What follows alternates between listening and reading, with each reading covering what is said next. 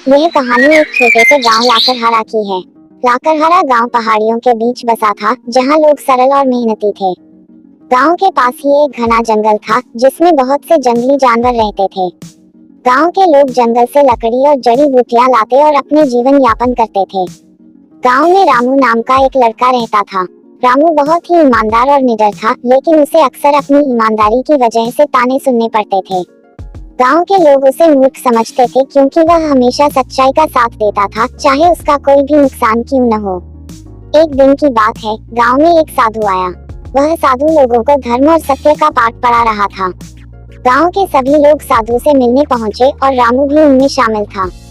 साधु ने बताया कि सच्चाई और ईमानदारी ही इंसान की सबसे बड़ी ताकत है, और जो व्यक्ति इन गुणों को अपनाता है वो जीवन में कभी हार नहीं सकता। रामू को साधु की बातें बहुत अच्छी लगी और उसने अपने जीवन में सत्य और ईमानदारी का पालन करने का संकल्प लिया। कुछ समय बाद गांव में एक बड़ा संकट आया।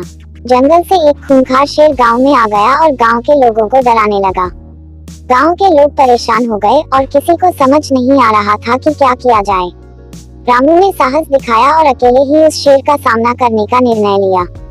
उसने अपनी कुल्हाड़ी उठाई और शेर के सामने जा खड़ा हुआ।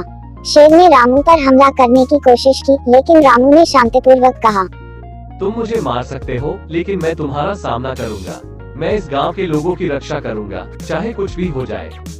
रामू की सच्चाई और ईमानदारी देखकर शेर ने अचानक से हमला करना बंद कर दिया और धीरे धीरे वापस जंगल की ओर चला गया। गांव के लोग रामू की बहादुरी और ईमानदारी से बहुत प्रभावित हुए। उन्होंने रामू को सम्मानित किया और समझ गए कि सच्चाई और ईमानदारी ही असली ताकत है।